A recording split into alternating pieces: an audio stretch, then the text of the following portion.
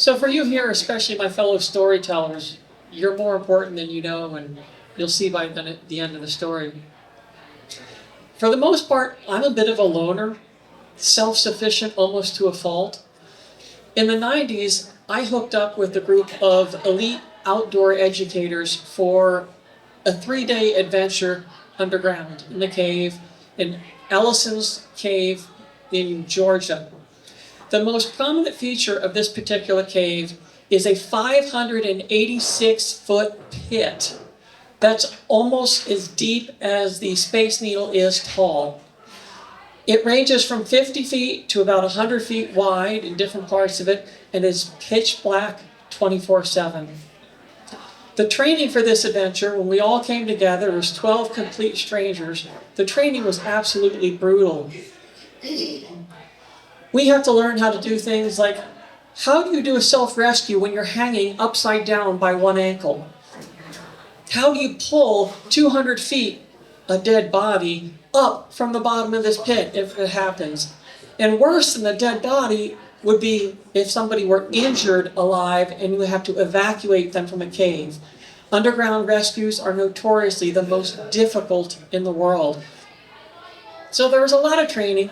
We get to the cave, and even before we get to this pit, we have to bring all of our supplies with us, all of our tools, all of our gear, including 2 600-foot ropes, which are about 50 pounds apiece, and we're crawling for an hour on our belly before we get to this cave. We set up the 2 lines, and we start rappelling on this thing. Now, a 600-foot rappel, if you were to just zip down, would generate enough heat on this friction device that the rope would melt before you got to the bottom. So we had a special device which dissipated a lot of the heat called a brake bar, and it took about 10 minutes of a slow fall before we made it to the bottom of this pit. The 2 lines, one of them went right through the center of a waterfall, because about 200 feet below the bottom, this waterfall jets out from a hole, and you can't see it from the top, but you can hear it because it roars like thunder and it has the force of a fire hydrant. The other line goes down the side of the waterfall, where it's the worst rainstorm you could possibly imagine. I went down the version where I go through the waterfall, and so I'm on descent, and I can hear it getting louder and louder, but I still can't see anything, until finally I start seeing the drops of spray glistening out from this, and I know I'm right above it. And then my feet get into this waterfall, and it is so brutal cold, and I pull my feet up like a cat trying to avoid a bath, but I know there's no way I can get back up. I have to go through this waterfall. So I allow myself to descend, and it is brutal cold, and the water is pouring down on my shoulders. It's like sandbags hitting me. And I want desperately to grab onto my brake line and just stop. But of course, I'm in the middle of a waterfall, and the only thing I can do is to let myself fall through it. And I'm terrified, and I hear the words of doom. Fear is the mind killer. Fear is the little death that brings total obliteration.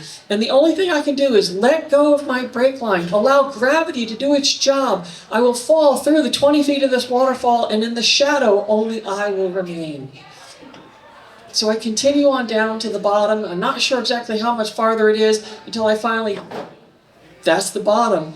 What I didn't know is that my peers who had already gone before me, they were actually hiding behind a rock so that you don't see where the bottom is. When I hit the bottom, they turn on the lights, they come out from around the corner like a group of rescue gophers, and they say, "Would you like some help?" And they disconnect me, and then we go around and explore while some of the other people continue coming down the line. When the last of us have gone down to the bottom, the first of us start up on the secondary line, the one that goes by the side of the waterfall. And this is nearly 600 feet straight up along this rope. This is a stairmaster from hell, because in order to climb this, we're actually using something called a rope walker system. It comprises of a piece of rope above us, 3 one-way rope devices on our chest, our knee, and our ankle. And to try and understand how this thing works is almost as complicated as actually doing it. And this is where I needed the chair. Okay? So you pull your right knee up, and then your left knee up, and then you slide the crossing up, and then all at once, you stand up. And you get anywhere between 8 to 12 inches per iteration of this. And you only have to go 600 feet, which if you do the math, that's about 900 of these things, which is why it's the Stairmaster from Hell, along a waterfall, in the dark, with no way off of this thing until you get to the top of this, whose target is so far away, your flashlight won't even penetrate to where you can see it.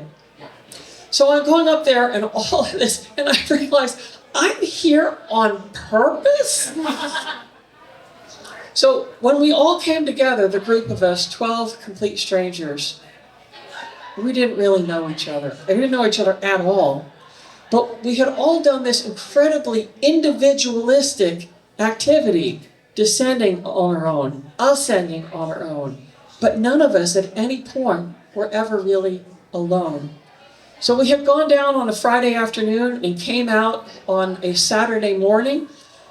The sun comes up, it's deep, deep orange, shining on my light, shining on my face. All of us are trying to adjust our eyes because we spent so long underground like moles. And I realized that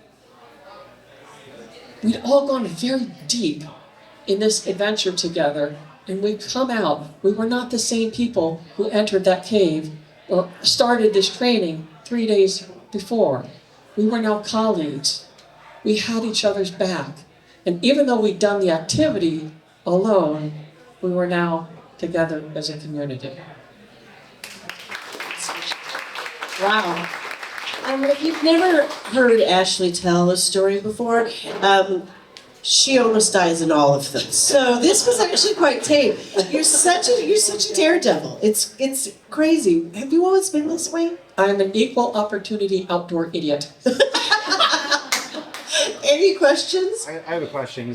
Did you have any moments where you had, like, any of those narrow passages where you had to, like, actually, like, do that thing where you let air out of your lungs to compress yourself a little bit?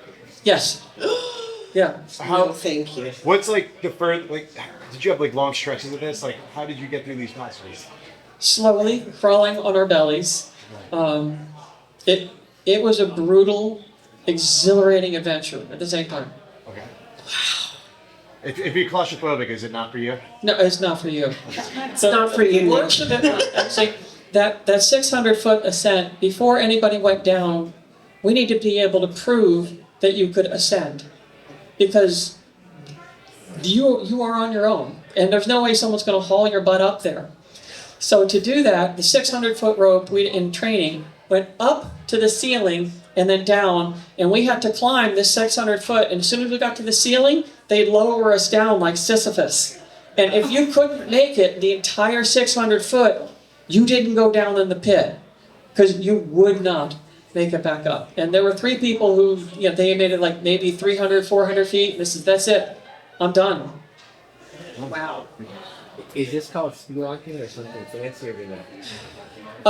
Most people call it caving. The only people who call it spelunking are the ones who have their heads so far up their ass that they want to recreate the experience.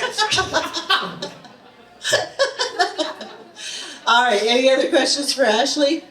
Thank you so much. We're glad you're here.